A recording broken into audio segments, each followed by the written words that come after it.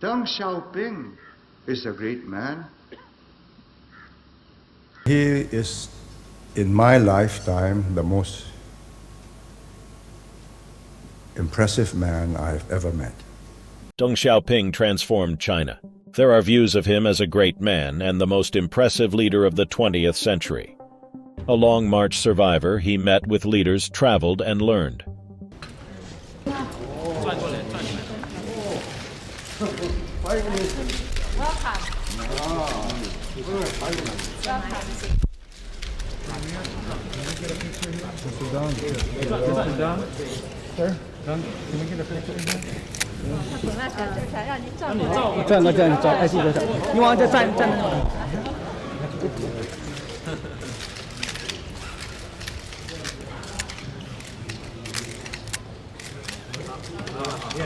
Thank you.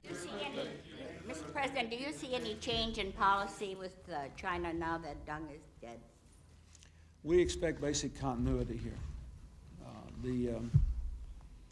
The Chinese, perhaps mindful of some of the problems they've had in their long history in transitions, Deng Xiaoping set in motion a process which has been well underway for more than 2 years now. So, and I think that that is something that we can all appreciate, that there has been a basic continuity there. And so I think that our policy is the right policy. We will continue to engage strongly with China. I look forward to all the meetings which are going to occur, including Secretary Albright's trip and then the Vice President's trip later, and then the exchange of visits by the two presidents. The policy we are following of engaging with China to work where we agree and to honestly air our disagreements and work through them is the right policy for the people of the United States and indeed for the world in the 21st century. If you imagine what the world will look like 30 years from now, 40 years from now, we can do nothing other than what we are doing. It is the right thing to do. On the other hand, Lee Kuan Yew transformed Singapore. There are also views of him as one of the greatest leaders of the 20th and 21st century. What are his views of Deng Xiaoping? Please watch until the end to find out. Lee Kuan Yew, born 16 September 1923, passed away 23 March 2015. Often referred to by his initials LKY, was a Singaporean lawyer, politician, and statesman who served as the founding Prime Minister of Singapore between 1959 and 1990. He was one of the greatest leaders of the 20th and 21st centuries. Deng Xiaoping is a great man. Fortunately for China, the man he rusticated, Deng Xiaoping, came back from the wilderness. Deng Xiaoping visited Singapore in November 1978 and met up with Lee Kuan Yew. From the visit, Deng Xiaoping saw in Singapore a model which can be used to transform China. During the trip, Singapore's founding Prime Minister Lee Kuan Yew said to Deng, "Whatever we have done, you can do better because we are the descendants of the landless peasants of South China. You have the scholars, you have the scientists, you have the specialists. Whatever we do, you will do better." A few years later, during his famous 1992 tour of southern parts of China, Deng said China must learn from Singapore and do better. A lot of the "Learning from Singapore" campaign started with the special economic zones in the southern regions. So, what are Lee Kuan Yew's views of the great man, Deng Xiaoping? Please watch until the end to find out. If you like this video, please like, share and subscribe. What does life depend on? A consensus, a social compact, a social contract between all of us who form one society, that we shall make a joint collective efforts for our common good. And many societies have tried many ways to get the maximum benefit for the maximum number of people. Look at the buildings around you. Look at the stock market. It's bouncing up. Let me tell you how to bring it down.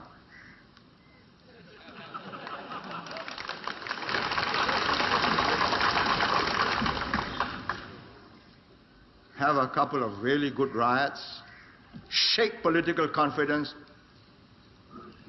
You got on the one hand the open free market system in America.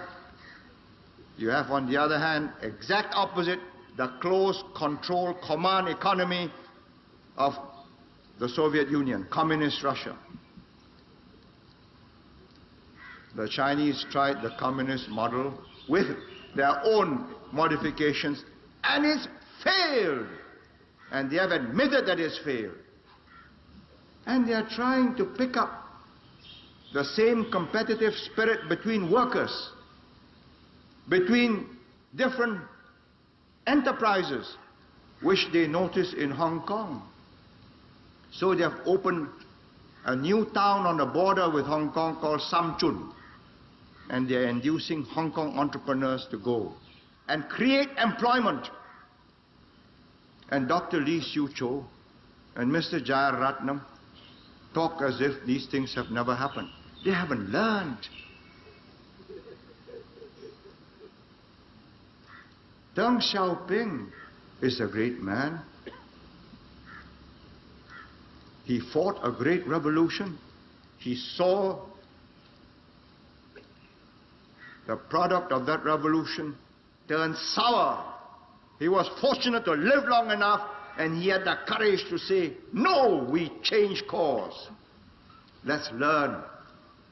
Let's stop trying to do everything by ourselves. So they started importing and buying Boeing 707s. So they bought Tridents instead of trying to manufacture their own aircraft. Eventually they will, but it will take 2, maybe 3 generations. That's how we succeeded, because we have open minds, common sense, a lot of analysis, careful weighing of the odds, make a firm decision, monitor it, implement it, modify as it goes wrong. Abandon if it is no good. But often, and I say this more out of relief than out of pride, often, 8 times out of 10, we have been right. We've made mistakes. We put money in UPOC, in Jurong, second-hand machinery. We were young then. We were new in the game. They sold us second-hand machinery. We didn't know. We lost money. We wrote it off. But we learned. Mr. Jayaratnam says we are obsessed with profits. I said, yes. That's how Singapore survives. We have no profit. Who pays for all this? You make profit into a dirty word, and Singapore dies. You once said to me that the person you most admire that you have known in your life was Deng Xiaoping. Because he single-handedly put China on that course. Yes, because at the age of 70 plus, having been a lifelong communist, he spent just over a week visiting Bangkok, Kuala Lumpur and Singapore in November of 1978, and saw 3 backward countries that had turned around, doing better than China. You and I had a conversation once about a whole range of leaders, and you said to me the man that you most admired of all the people you'd ever met was Deng Xiaoping. Yeah. That's what you told me. Yeah. Deng Xiaoping admired you too because he sent Chinese, 30, 40,000 of them, to Singapore to figure out what you were doing. Am I right? Yes. What was it you were doing that he wanted to see? He was astonished when he came for the first time in 1978 to tell us to prevent Vietnam from invading Cambodia because they're doing it on behalf of the Russians.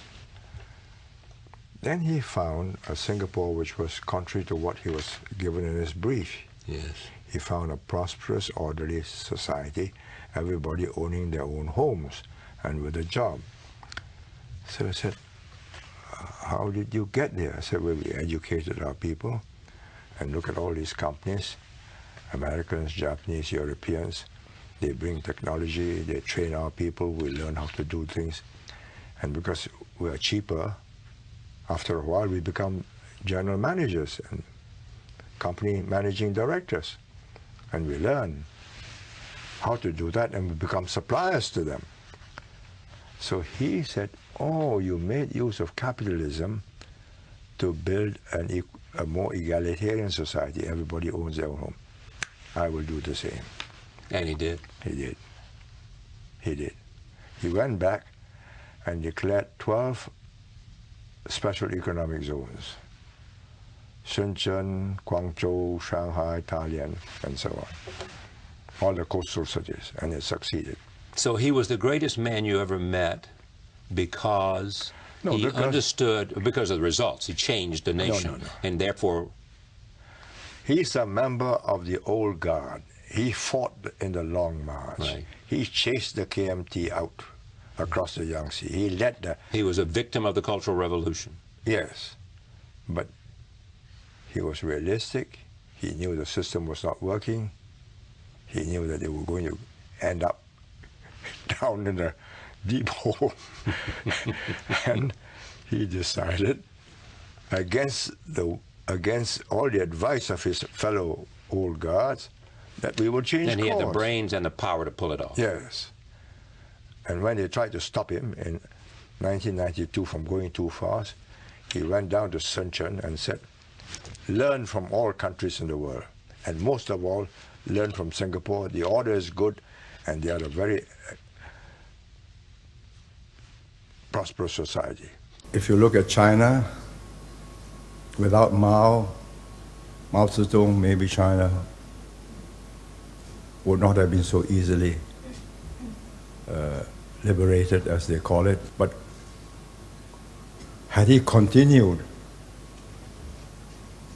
I think China would have been in a parlous condition. So fortunately for China, the man he rusticated, Deng Xiaoping, came back from the wilderness, pushed aside Hua Guofeng. In 1978, he visited Bangkok, Kuala Lumpur, and Singapore to persuade us to combine with China and stop Vietnam, the Cuba in Southeast Asia of the Soviet Union, when they were about to attack Cambodia. I had the privilege of meeting him, talking to him for 3 days. And he is, in my lifetime, the most impressive man I've ever met. Small, barely 5 feet, stood erect, tremendous aplomb, a man of few words, but carefully thought, every few words carefully thought out. He spent 1 hour after all the ride from the airport back to the office and to his villa. We met in the afternoon, and I think 1 hour plus translation, because I never deal in any negotiations in Chinese without a translation, because I will be at a disadvantage. So it took nearly 2 hours. And I noticed his interpreters did not take notes, but they gave almost verbatim correct explanation, translation of what he said. So my surmise was that he made the same spiel in Bangkok, in Kuala Lumpur, and this was the 3rd rehearsal. So the translators knew it by heart. When he finished, urging us why we should combine and stop Vietnam from imperiling the rest of Southeast Asia, it was about 6:30. I said, would you like me to respond now? Or would you like to rest, have dinner, and when we are fresh tomorrow, we can talk. He thought I wanted to have time to think about what he had said, which is partly true. Just like, we'll have dinner. So we spent the evening talking, and I said, you must come to Beijing again. I'm sorry I wasn't there when you came. I was kept out of the capital. I went there in May 1976 to meet Mao Zedong, and he wasn't there. But he said, never mind, come again. I said, when China has stabilized and growing, I will come again. So, oh, that will take a very long time. Come now. He's a very forthright man. So I decided the next day that I'll come straight to the point. I told him, you have explained to me why we should all combine in Southeast Asia and join you in blocking the Vietnamese who are wicked and wanted to capture Cambodia. Now I will tell you what my neighbors want to do.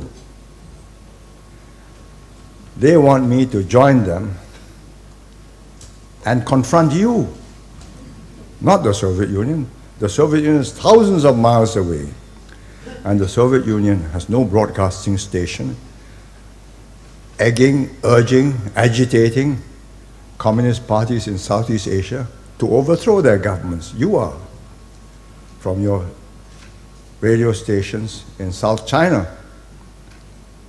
I did not know then that the radio stations were not in Yunnan, but in Changsha and Hunan, which we later discovered. He said, and as long as you are doing that and sending them money to buy arms and doing all these things, it's most unlikely that I'll be able to persuade them to join you. So, having met Hua Guofeng in Beijing, in a long encounter, I had expected a blustering reply, because Hua Guofeng, he captured me after sending me off to the Great Wall. I went to the Great Wall, then they gave me lunch at the Ming Tombs, so hot, dusty. I downed beer, then I arrived back at the guest house at Tiao Yi Tai. I said, meeting.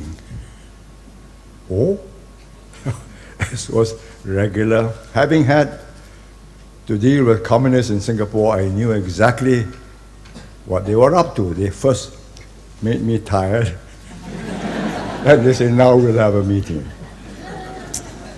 So I said, okay, right. I said, I'll wash up first. Went up, cleaned up, freshened up, drank a lot of Chinese tea, sat down and listened to him. I said, now I have something very serious to talk to you. I hear you are in military alliance with Taiwan. I said, oh? He says, yes, your troops are there. So he went on a great speech. He says, but Taiwan belongs to China. I said, yes, we know that. But the de facto control is with the nationalist government, and I have to go there and deal with them. So this is a very serious matter. I said, we are not training with the Taiwanese troops. We are not in alliance with Taiwan. We're just training by ourselves because we are so small. If we fire our artillery guns, they go 20 miles. We're already across our border. So we have to go somewhere. I decided to counterattack. I said, by the way, you told me yesterday that communists never interfere in the activities of other countries. Why are you giving arms and support to the Malayan Communist Party to overthrow the Singapore government? So he was not briefed on this. So his foreign minister wrote up a long note for him. He just pushed it aside. He knew there was no chance his reading it, mastering the facts, and then arguing with me. So he pushed it aside, says, never mind. But let me tell you this, wherever communists fight, they will win. So I had expected Deng Xiaoping to tell me something like that. He paused, he closed his eyes, looked at me and said, what do you want me to do? I took a deep breath and I said, this man can do business. I said, stop it. Change your policy. Then we'll join you and stop the Vietnamese. He paused, he said, give me time. And it took 18 months before I met him again in Beijing. And he said, we have told them they must stop. We have closed down the radio stations. We are not giving them any more support.